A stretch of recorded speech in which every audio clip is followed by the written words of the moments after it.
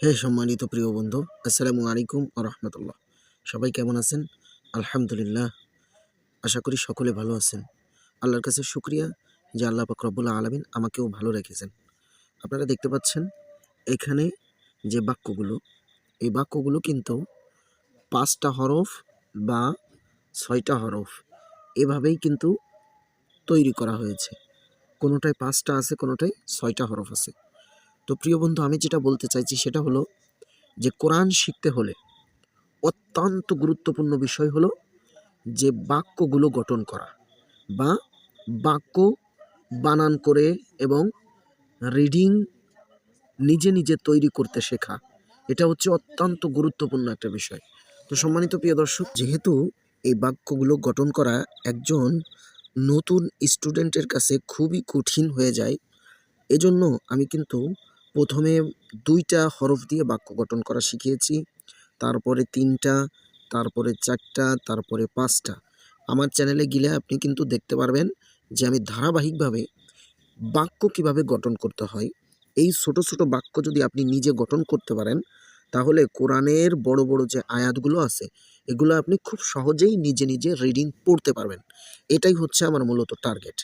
তো সম্মানিত প্রিয় বন্ধু, যেহেতু আমি আপনাদেরকে কোরআন শিখাতে চাচ্ছি, তো এজন্যই কিন্তু আমার এই ছোট ছোট বাক্যগুলো শেখানো আপনাদেরকে আমার মূল দায়িত্ব হয়ে পড়েছে। এই ছোট ছোট বাক্য পড়িয়ে এবং শিখিয়ে আপনাদেরকে আমার ওই যে বড় কোরআনের যে আয়াতগুলো আছে, এই আয়াতগুলো সঠিকভাবে বোঝার মতো করে উপযুক্ত করতে হবে।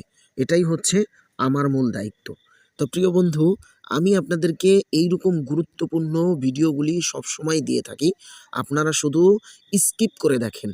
স্কিপ করে দেখেন বলে, টেনে টেনে দেখেন বলে আপনারা কিন্তু এই বাক্যগুলো গঠন করা শিখতে পারতেছেন না। ফলে আপনাদের কি হচ্ছে? আপনাদের বড় একটা ক্ষতি হয়ে যাচ্ছে।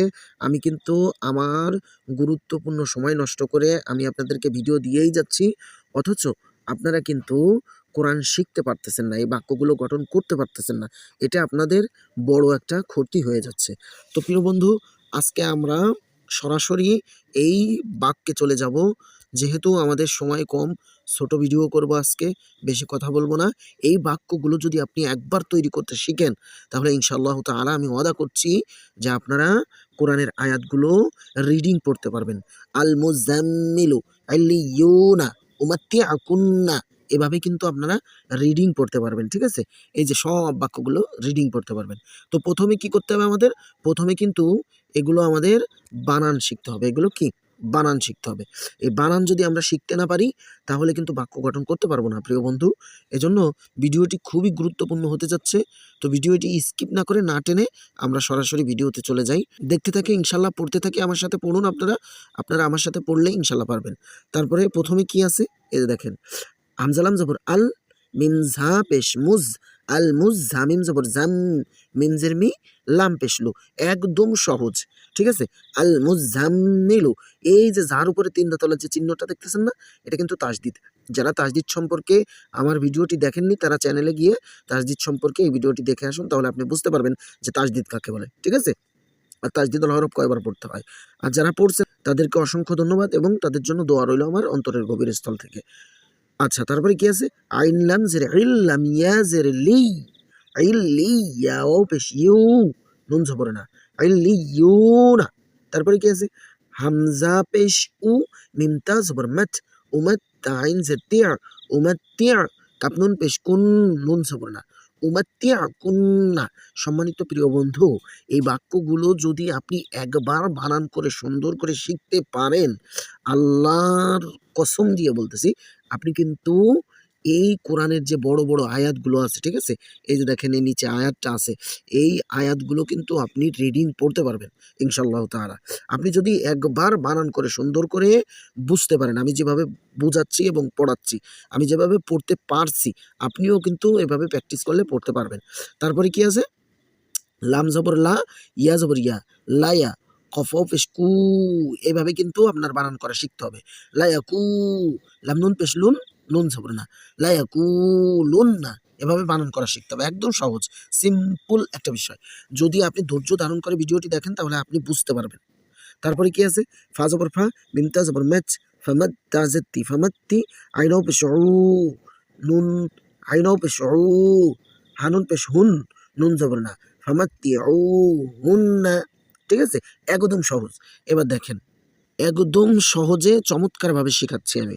তলাম জবর তল, একদম সহজ, স্পষ্টভাবে দেয়া আছে দেখেন। তলাম জবর তল, লাম কব জবর লাক। তাহলে কি বললাম? আগে তল, তারপরে কি বলেছি?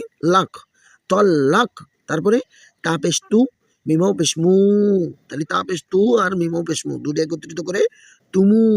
আগে কি বলছিলাম? তল লাক, তারপরে কি বলছি? তুমু। তারপরে কি আছে? হানুন পেশ হুন, নুন জবর না, তল্লাক তুমু হুন না। এত সহজভাবে আর কি আপনাকে শেখাবে বলেন? তো এই জন্য কিন্তু ভিডিওটা তথ্যপূর্ণ ভিডিও, যদি আপনি না শিখতে পারেন আপনারই ব্যর্থতা। ঠিক আছে? খুব খেয়াল দিয়ে শিখেন। ওয়াও জবর ওয়া, সিন র জবর সার, ওয়াসার র জের রি, ওয়াসার রি, হাওয়াও পেশ হাউ, ওয়াসার রি হাউ। এটা কিন্তু মধ্যে তবাই, এক আলিফ টানতে হবে।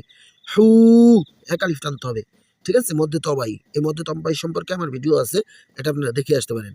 হানুন পেশ হুন, নুন জবর না, হুন্না, ওয়াসার রি হু, তারপরে কি বলছি? হুন্না, ওয়াসার রি হু হুন্না। একদম সহজ, খালি মনে রাখতে হবে আমি কি বললাম। তারপরে কি আছে? ইয়াওয়াও জবর ইয়াও, মিম জবর মা, ইয়াও মা, হামজা জের ই, ইয়াও মা ই, দাল দুই জের রিন, ইয়াও মা ইদিন। তারপরে কি আছে? ইয়া সদ জবর ইয়াস, সদ্দাল জবর সদ, ইয়াস সদ, দাল জবর দা, ইয়াস সদ দা, আইনাও পেশ উ। এখানে কিন্তু এক আলিফ টান হবে, এটা মধ্যে তবাই, নুন জবর না। তারপরে প্রথমে কি বলছিলাম? ইয়াস সদ্দা, তারপরে কি বলছি? না। ঠিক আছে? একদম সহজ, যেটা বলবো সেটা মনে রাখবো। ঠিক আছে? তারপরে যেটা বলবো সেটার সাথে মিলিয়ে দেবো, হয়ে গেল বাক্য গঠন। এই বাক্য গঠন খুবই সহজ।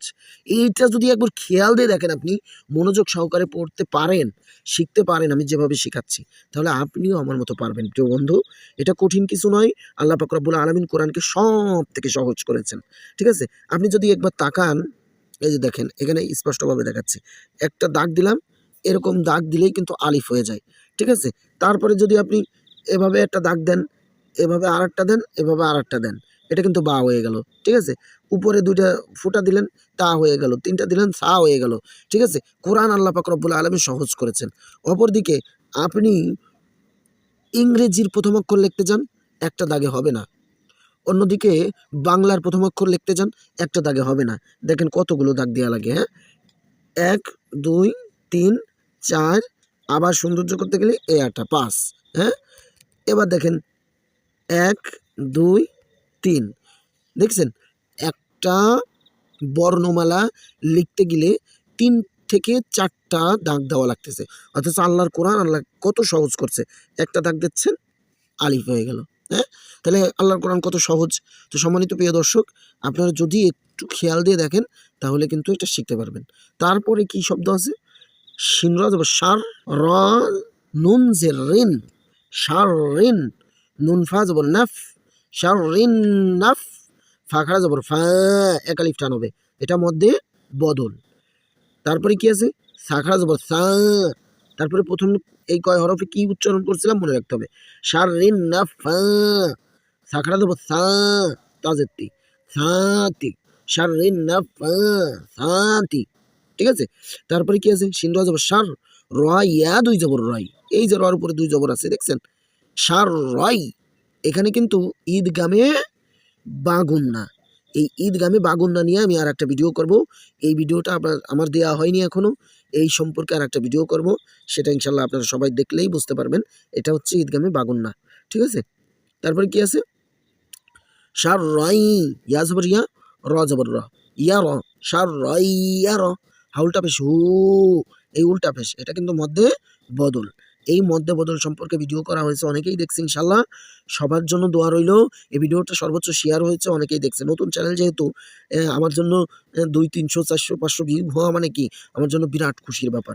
তো সম্মানিত প্রিয় বন্ধু, মধ্যে বদলটা কিন্তু অনেকেই দেখছে, অনেকে শেয়ারও করছে। তো কোরআন শিক্ষা ভিডিওগুলি যদি আপনাদের ভালো লেগে থাকে তাহলে অবশ্যই এই ভিডিওগুলি আপনারা শেয়ার করবেন। শেয়ার করলে কিন্তু সদকায়ে জারিয়ার একটা সওয়াব পাবেন। আল্লাহ পাক রব্বুল আলামিন নবীজি সাল্লাল্লাহু আলাইহি সাল্লামকে বলছেন যে যারা কোরআন শিক্ষা করেন এবং শিখেন তারা হলো সর্বোত্তম ব্যক্তি। তো ভিডিওগুলি যদি আপনি শেয়ারও করেন, যদি আপনি ভিডিওগুলি শেয়ারও করেন, তাহলে এই শেয়ার করার কারণে আপনার ভিডিও শেয়ার করার কারণে অন্য একজন দেখে শিখতে পারতেছে। তাহলে আপনি কোরআন শিক্ষার কাজে আপনি অবদান রাখছেন।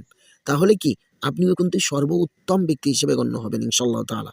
তো সম্মানিত প্রিয় দর্শক, আজকের মতো বিদায় নিচ্ছি। আবার আল্লাহ যদি আমাকে বাঁচিয়ে রাখে তাহলে আগামীকাল আবার আরেকটা ভিডিও নিয়ে আপনাদের সাথে দেখা হবে। সে পর্যন্ত সুস্থ থাকুন, ভালো থাকুন। আসসালামু আলাইকুম ওয়া রাহমাতুল্লাহ।